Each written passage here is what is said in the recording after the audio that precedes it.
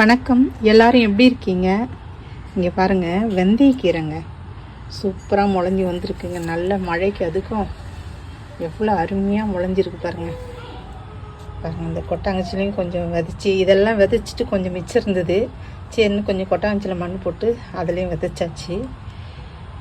இங்கே முள்ளங்கியும் கத்திரிக்காயும் போட்டிருக்கேன். இன்னும் முளைக்கல. இது 2 நாள் தான் ஆகுது. அதனால் இன்னும் இது முளைஞ்சி வரல, லேட்டாகும். அதுக்கப்புறம் நம்ம வீட்டில் சின்ன வெங்காயம் முளைஞ்சிருச்சு. கொஞ்சம் தண்ணி பட்டதும் அப்படியே கொஞ்சம் முளைஞ்சி வந்தது.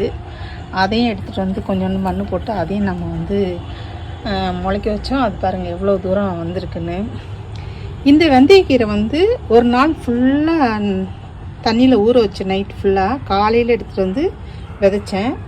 இப்போ அந்த மாதிரி விதைச்சி 4 நாள் தான் ஆகுது. 4 நாள்லேயே எவ்வளோ அழகாக முளைஞ்சிருச்சு பாருங்களேன். சூப்பராக முளைஞ்சி வந்திருக்குங்க. இதெல்லாம் ரொம்ப ஈஸியாக வளரக்கூடியது.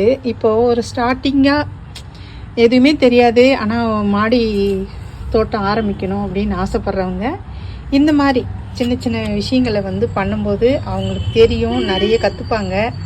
அதை வச்சு அடுத்தடுத்து அப்படியே கொஞ்சம் கொஞ்சமாக நம்ம மாடி தோட்ட ஆசைகளை நிறைவேற்றிக்க முடியும். பாருங்கள், இந்த வெந்தயக்கீரை சுகருக்கு ரொம்ப நல்லதுன்னு சொல்கிறாங்க. வெந்தயத்தை ஊற வச்சு சாப்பிட்டாலுமே வெறும் வயிற்றுல சுகர் ரொம்ப கண்ட்ரோலாக இருக்கும் அப்படின்றாங்க.